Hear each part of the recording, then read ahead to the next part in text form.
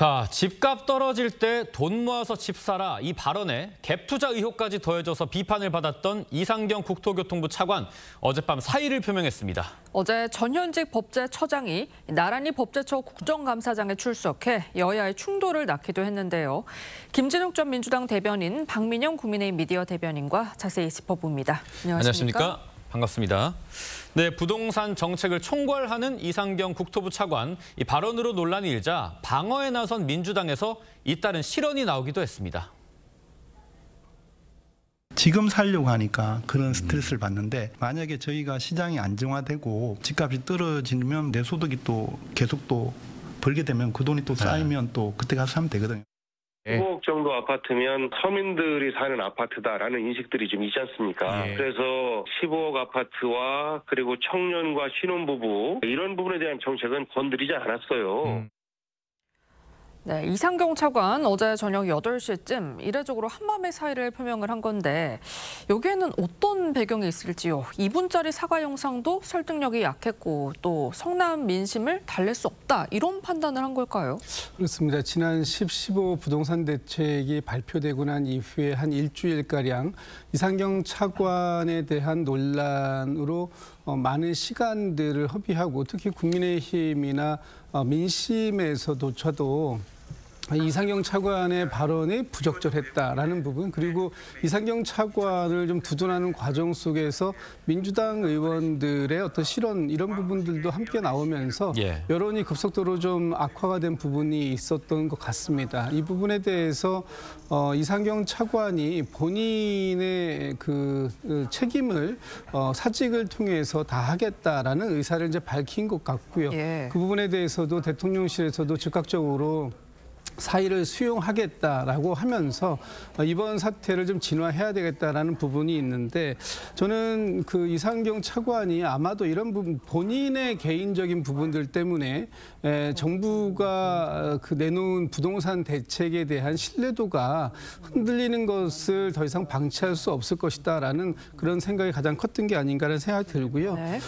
부동산 시장을 안정화해야겠다. 그리고 그것을 통해서 실수요자들께서 주거의 안정을 꾀할 수 있도록 하자라는 것이 이번 정부의 10.15 부동산 대책이기 때문에 이 대책의 어떤 근본적인 본질적인 부분을 훼손하는 부분은 좀 호도하는 부분은 이런 부분은 없었으면 좋겠다. 그런 부분들을 충실하게 잘 설명하려다가 애초에 이 이상경 차관의 발언도 실수가 거기서 나온 것 같은데 이 부분에 대해서는 이상경 차관의 사퇴와 관련 없이 지속적으로 정부가 국민들께 소상하게 잘 설명을 드려야 할 부분은 있을 것 같다 이런 생각이 듭니다. 네, 10.15 대책 안 그래도 정말 논란이 많은 정책인데 이상경 차관의 발언 때문에 이 성난 민심이 가라앉지를 않았습니다. 결국 이제 사퇴를 의사를 표명을 했는데 국민의힘에서는 사퇴로 민심을 달래기에는 좀 부족한 것 아니냐 이런 시각도 있습니다. 일단은 경질을 했어야 될 인사를 사의를 받았다라고 하는 게 대통령실이 이번 사안을 얼마나 수동적으로 관망만 하고 있는지 그 무책임성을 보여준다라고 생각을 하기 때문에 저는 그마저도 부적절하다라고 생각을 하고요. 이상경 차관은 처음 막말만 그 잘못된 발언만 문제가 된 것이 아닙니다. 이후 사과의 형식과 내용도 문제가 됐다라고 하는 거고요.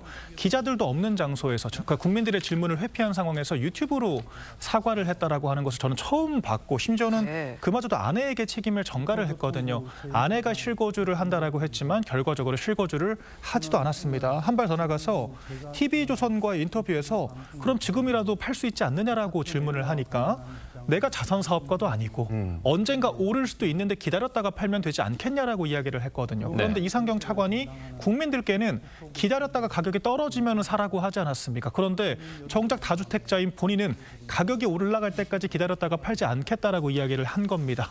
집이 나와야 집값이 떨어지는 거 아니겠습니까? 그러니까 이렇게 표리부동하고 자기 자산을 관리할 때는 시장주의자가 되면서 남의 자산, 정책을 집행할 때는 공산주의자가 되는 이런 표리부동한 민낯을 봤기 때문에 이런 국민들의 성난 민심이 걷잡을 수 없게 커졌다라고 생각을 하고요. 아직도 늦었습니다. 부동산 오적들이 아직도 활개를 치고 있기 때문에 이런 부분까지 저희가 더 공세 고삐를 늦출 수가 없는 상황이라고 말씀드리겠습니다. 네, 공산주의자라는 표현은 개인의 의견으로 하겠습니다. 사퇴를 하기는 했습니다만 이상경 차관과 관련해 새로운 의혹이 추가가 됐습니다.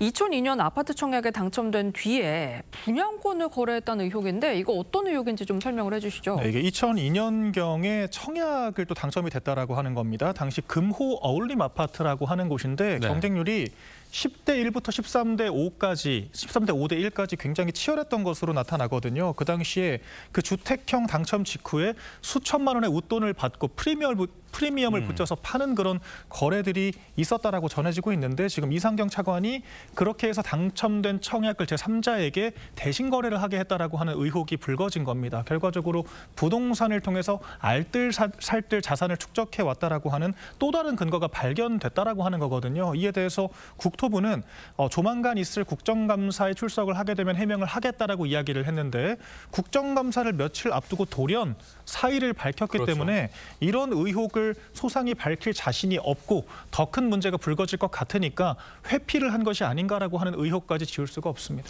네, 사퇴를 한다고 했음에도 불구하고 새로운 의혹들이 제기되는 상황인데 여기에 대해서 이상경 차관이 어떤 해명을 내놓을지도 좀 지켜봐야겠습니다.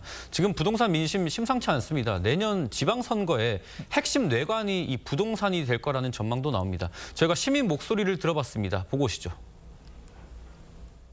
저희는 아파트에 갈래도 가지도 못하고 팔지도 못하고 그렇습니다. 내가 새로 진 집에 문턱에 발을 디딜지 안 디딜지 전 모릅니다. 100세를 내가 바라봤을 때 지금 15년밖에 안 남았어요. 당장 대답해 줄 수가 없다고 얘기를 하시고 그럼 언제 그 답을 알 수 있냐고 물어봤더니 실거주 조사가 6개월 후부터 시작되는데 국토부고 시청이고 다 그냥 자치구 재량권이라고만 얘기하시고 힘들고 답답해요. 지금 당장 출국해야 되는데. 네, 다소 혼란스러운 부동산 시장의 목소리를 들어봤는데요. 이 한국갤럽 조사에 따르면 10-15 부동산 대책이 적절하다는 응답이 37%, 부적절하다는 응답이 44%로 나타났습니다. 오차범위 밖에서 부적절하다는 의견이 우세한데 지금 이런 민심 어떻게 해석을 할 수 있을까요?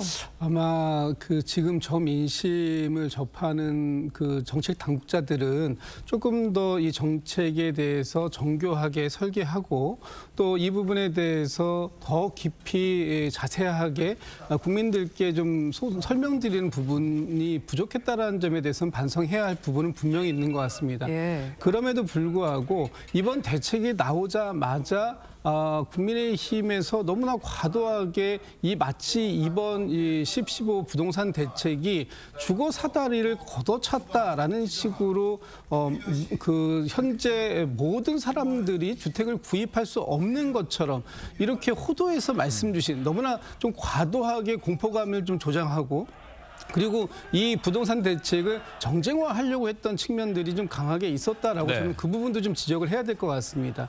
이번 부동산 대책이 발표되게 된 가장 큰 원인은 시장이 너무 이상적으로 그 가격이 급등하는 그런 상황들이 생겼고 여기 이 상황에 긴급하게 정부가 개입하지 않는다면 오히려 주택 구입을 꿈꾸고 있던 많은 그 신혼부부라든지 청년이라든지 아니면은 생애 첫 그 주택을 구입하려고 하는 분들이 주택 구입할 수 있는 기회를 더욱더 얻기 어렵다라는 측면을 감안해서 정부가 정책을 설계한 것이고요. 또 그분들에게 실제 혜택을 주어질 수 있도록 15억 원 이하의 주택을 구입하게 되는 경우에는 그 주택대출에 대해서 6억 원까지 그리고 LTV에 대해서 70%까지 보장할 수 있도록 하는 기존의 이 정책을 그대로 유지함에도 불구하고 마치 지금의 정책에서는 아무도 집을 살 수 없는 것처럼 너무나 과도하게 이 정책을 정치적으로 정략적으로 활용한 부분에 대해서는 좀 유감스러운 부분이 있다. 아마도 제가 그래서 아까 모두의 이 부분에 대해서 조금 더 정부가 국민들께 좀 소상하게 자세한 설명을 좀 드려야 할 필요가 있다라고 말씀드렸던 것인데요. 아마 이런 부분들이 좀 홍보가 되고 이번 주부터 이 대책이 본격적으로 시행됐기 때문에 이 대책의 어떤 결과가 이제 나오는 상황들이 생긴다면 저 여론조사도 조금은 변할 수 있는 여지는 남아있지 않을까 싶습니다. 네. 네, 조금 전 이재명 대통령이 이 아파트 갭 투자 논란과 잇단 발언으로 이 논란을 일으킨 이상경 국토차관의 면직안을 재가를 했습니다. 이상경 국토부 차관이 뭐 집 집값이 떨어지면 사라, 그리고 갭 투자 의혹 등으로 논란을 빚었는데 대통령실이 당초에 예상을 했던 대로 발표했던 대로 면지간을 재가를 했습니다. 지금 야당을 중심으로 주거 사다리를 걷어찼다, 10-15 대책으로 청년층의 주거 불안이 더 커졌다라는 이 비판 우려가 있었는데 세대별로 응답도 좀 주목할 만합니다. 30대를 살펴보면 부적절하다는 의견이 57%입니다. 적절하다는 의견의 2배 이상이죠. 40대로 가보면요. 적절하다가 53%, 부적절하다가 35%입니다. 3040의 이런 흐름은 좀 어떤 의미가 있을까요? 일단은 자가 보유를 하고 있냐 아니냐로 좀 차이가 갈릴 것 같은데 확률적으로 경향성의 30대, 20대 같은 경우에는 자가가 없을 확률이 굉장히 높다라고 봐야겠죠. 네. 더군다나 30대면은 딱 제 나이 또래 청년들인데 결혼하는 경우들이 굉장히 많습니다. 결혼 정년기이기 때문에 더더욱이 내 집 마련이 절실할 수밖에 없는 그런 세대거든요. 그런데 또 하나의 특징이 20, 30대는 아직 사회 초년생이기 때문에 현금 자산이 그렇게 많을 수가 없습니다. 그렇기 때문에 미래 소득을 근거로 대출을 받아서 집을 마련하는 것이 통상적인 경우거든요. 그런데 이번 정권이 도래하고 나서 제일 처음 했던 것이 6.27 대책, 바로 대출 규제 아니었습니까?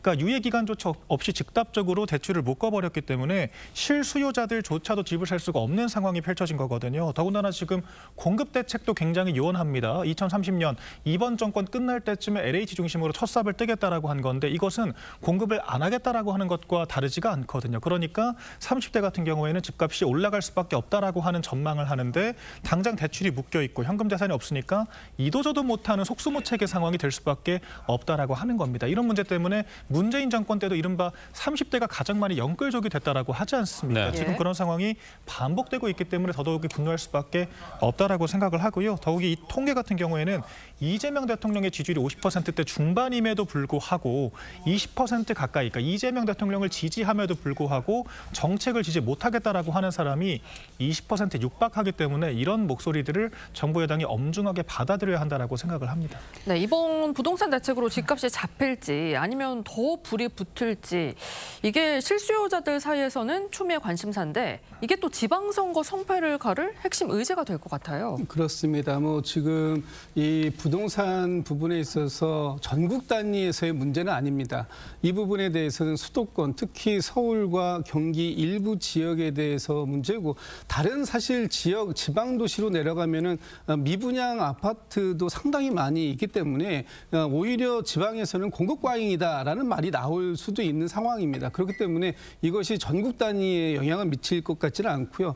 다만 그럼에도 불구하고 서울, 특히 서울에서도 이번에 이제 거래 토지 허가 제한 구역으로 서울 전역을 전체를 다 묶지 않았습니까? 이 부분에 대해서는 좀 우려하는 목소리도 저희 민주당 내에서도 나오는 것은 사실입니다. 그러나 어느 일부 지역을 이걸 묶었을 경우에 다른 지역으로의 풍선 효과 때문에 이 부동산 정책이 제대로 된 실효를 담보하기 어려운 측면이 있었기 때문에 서울 전역과 경기 일부 12개 도시를 이 토호제 구역으로 묶은 것인데 이 부분에 대해서는 얼마든지 경기 상황이라든지 부동산의 진정세라든지 그리고 앞으로 부동산 공급 물량들이 나올 부분이라든지 여러 가지 사안들을 감안하면서 정책을 펼쳐갈 수 있는 부분이기 때문에요. 지금 중요한 것은 이상 급등됐던 부동산 시장 이 부분에 대한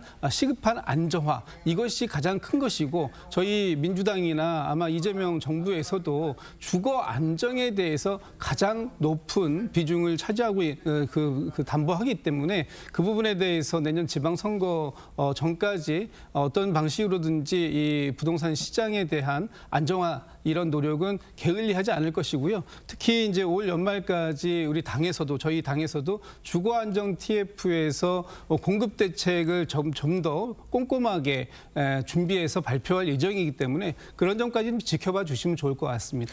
네, 이런 정부 여당을 향한 부동산 공세에 민주당도 가만히 있지는 않고 있습니다. 장동혁 국민의힘 원내대표를 향해서 당대표를 향해서 아파트가 내 채다, 이거 다 실거주하는 거 아니지 않느냐라면서 부동산 싹쓸이 위원장이라고 꼬집고 있습니다.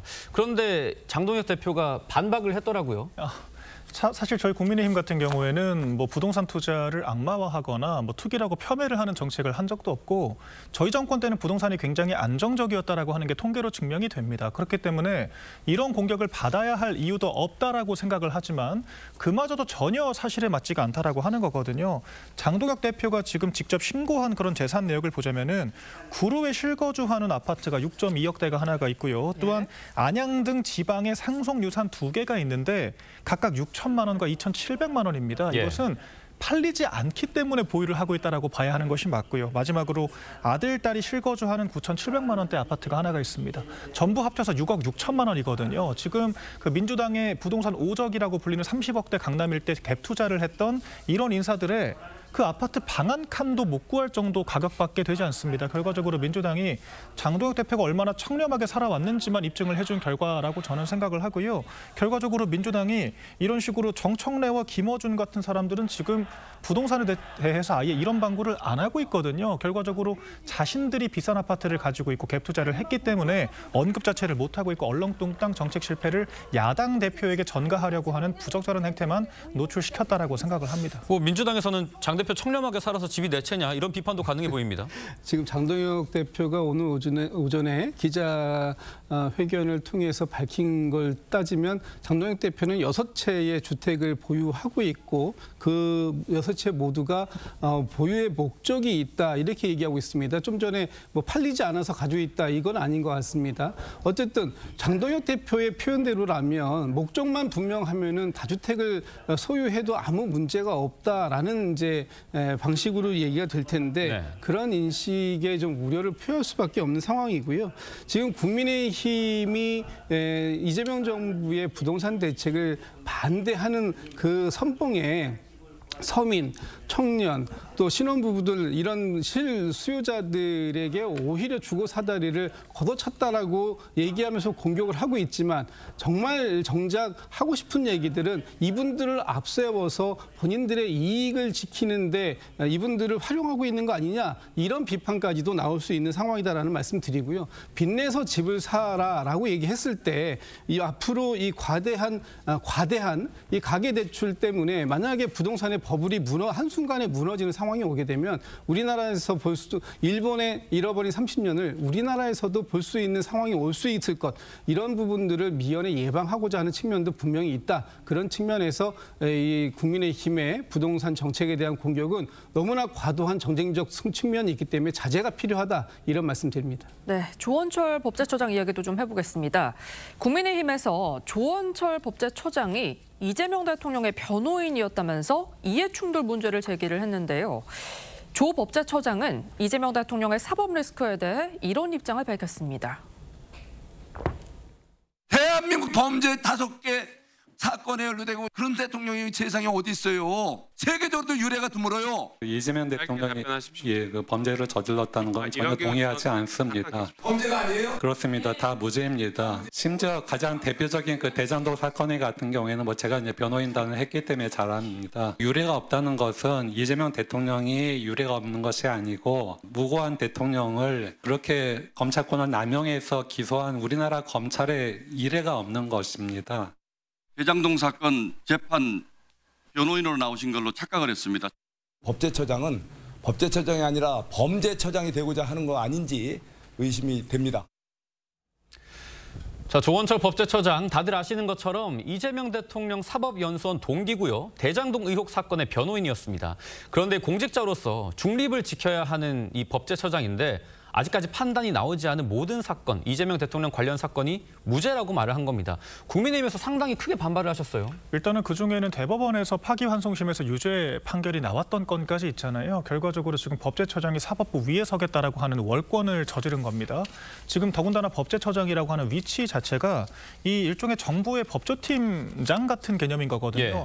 이 정부에서 유권 해석을 담당하는 그런 기능을 맡고 있고 사법부와 엄밀히 분리되는 역할을 하고 있는데 사법부를 압박했다라고 라고도 볼 수 있거든요. 그렇기 때문에 공직자의 직분에 전혀 맞지 않은 지금 발언했다라고 보는 것이고요. 더군다나 이분이 대장동 변호인 출신이라고 하는 거 아니겠습니까? 예. 처음에 법제처장에 임명이 됐을 때부터 보훈 인사라고 하는 지적과 이해충돌 문제가 있다라고 하는 지적이 있었습니다. 지금도 대장동 재판은 진행 중인 상황인 거거든요. 그렇기 때문에 이런 이해충돌 문제를 가지고 있다라고 하는 것을 본인이 자백을 했다라고 생각을 하고요. 이게 민주당 법률위원장 이런 말을 했다라고 하면은 100번 1000번 양보해서 이해를 할 수 있겠습니다만 지금 정부의 법제처장이라고 하는 신분을 분명하게 인식을 해야 될 것 같고, 그리고 김현지 부속실장이 대장동 재판 관련해서도 보고를 받았다, 변호사들에게. 그런 이야기가 보도가 또 되었지 않습니까? 예. 대장동 변호인 출신이기 때문에 과연 법제처장 자리에 가는데 김현지 부속실장의 입김이 없었는지, 그리고 이 지금 국감장까지 나와서 이런 여러 가지 증언을 하는 데 있어서 김현지 부속실장과 상의한 바는 없었는지 과거 전례 비추어 봤을 때 강력하게 의구심이 들 수밖에 없는 지점이거든요. 김현지 부속실장이 국감장에 직접 나와서 답변해야 할 것이 참 많다라고 하는 점을 느꼈습니다. 지금 국민의힘이 조원철 법제처장에게 그 비판을 할 어떤 자격이 있을까라는 부분을 지적을 해야 될 것 같습니다. 지금 조원철 법제처장에게 이재명 대통령과 연수원 동기다, 뭐 이런 부분을 비판하는데, 직전에 이완규 전 법제처장 어떻습니까? 그 윤석열 전 대통령과 서울대 법대 동기이면서 또 그 윤석열 전 대통령의 징계 재판의 변호인 아니었습니까? 그리고 지금 조 법제처장께서 이재명 대통령의 기소 또 재판 이런 부분들에 대한 무죄라고 얘기하는 것은 이 검찰의 과도한 검찰권, 기소권 남용으로 인한 정치적 행위가 인해서 그것으로 인해서 이재명 대통령을 기소하고 재판에 이르게까지 했다라는 부분에 있어서는 분명한 문제점을 지적할 수밖에 없었던 사안이고, 그 부분에 대해서 법제처장에 대한 그 인사 이런 부분, 사퇴 요구 이런 부분들은 매우 과도한 정치적 공세다, 이렇게 생각하고 있습니다. 네, 지금까지 정치권 쟁점 짚어봤습니다. 두 분 말씀 여기까지 듣겠습니다. 감사합니다.